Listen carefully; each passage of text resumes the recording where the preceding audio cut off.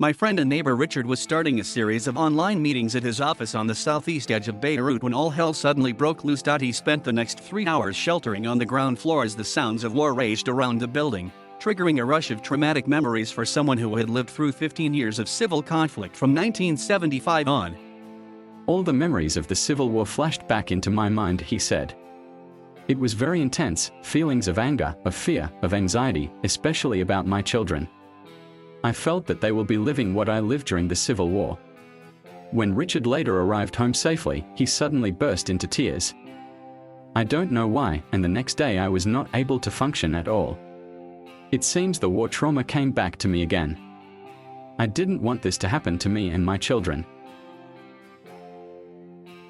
For Richard and many other Lebanese people, the sudden eruption of sectarian clashes in the capital on the 14th of October rang strident alarm bells. Political tensions were very high, the economy was collapsing, electricity and fuel were almost non-existent, prices were soaring, and now gunmen were battling it out in the streets again. Was the country teetering on the brink of another civil war? One of many reasons why the clashes had such resonance was the location. The Christian suburb of Ain al-Remanah on the southeast edge of Beirut was where the civil war began in April 1975, after a series of incidents culminated in the shooting up by Christian militiamen of a busload of Palestinians, killing more than 20. For the next 15 years, Ain al-Remanah was on the front line of a mutating civil war, confronting the adjacent, largely Shia Muslim suburb of Chia. It was from Chia that a band of Shia protesters triggered the clashes on the 14th of October by rampaging into Ain al-Remanah chanting provocative sectarian slogans, Shia, Shia, Shia. All 7 of those killed in the ensuing gunfire were Shia, including some from the Iranian-backed Hezbollah movement and the allied Amal faction. The incident triggered a virulent exchange of accusations and denials between the Hezbollah-led Shia alliance and the Christian Lebanese Forces Party. Hezbollah leader Hassan Nasrallah accused the LF of sending snipers to fire from rooftops in an attempt to kindle a civil war into which, he said, Hezbollah would not be drawn. He warned that he could command 100,000 fighters, with the implication that he could trounce his opponents if he had to. The LF leader, Sami Adijia, retorted that his party did not have a militia and was not seeking war. He accused Hezbollah of trying to cover up involvement in the massive explosion at Beirut port in August last year by pushing for the dismissal of the investigating judge, the issue that prompted the Shia demonstration. Back in 1975, few observers predicted that a full-scale civil war was about to erupt. And once it did, few of us imagined that it would go on in different forms for 15 years, creating fault lines which are clearly still there today. So protestations of innocent intentions, and even objective assessments of balances of power, do not necessarily mean it might not happen again. When political deadlock is intense, miscalculations can be made.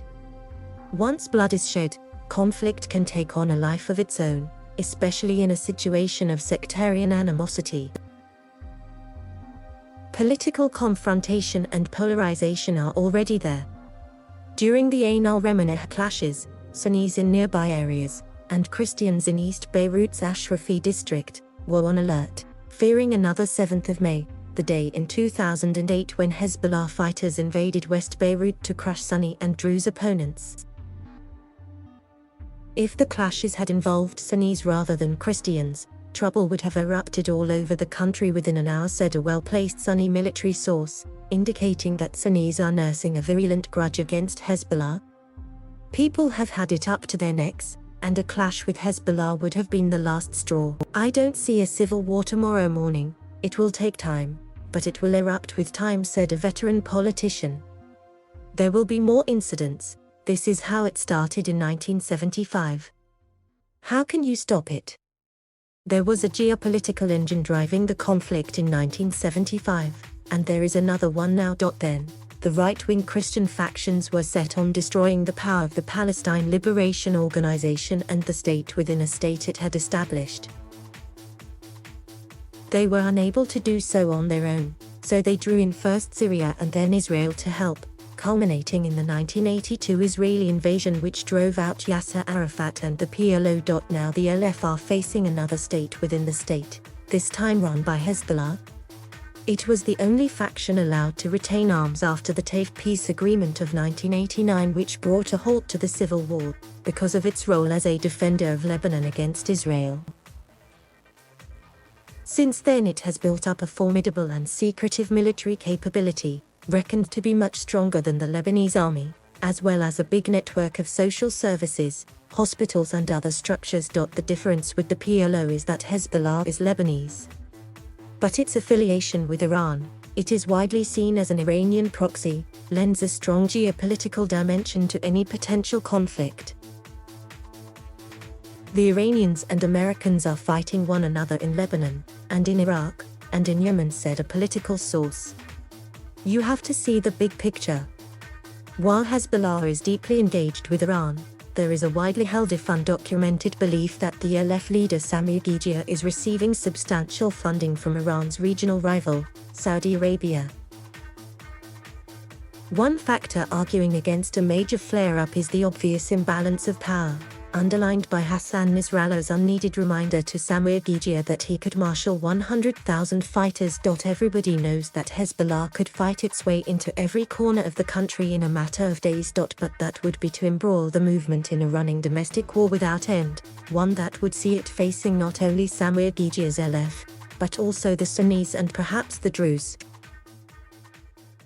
Invading Christian areas would destroy Hezbollah's alliance with Sami Ghijia's Christian rivals, the Free Patriotic Movement of President Michel Aoun and his powerful son-in-law Gibran Bassel, leaving it dangerously exposed. That alliance is already under strain because of Hezbollah's opposition to the investigation of the port explosion of August 2020, the victims of which were mainly Christian. The Ain al-Remaneh clashes have already had the effect of enhancing Sami Ghijia's standing in the Christian community, according to many Christian sources, and even among some Sunnis. Thank you for watching. Please subscribe.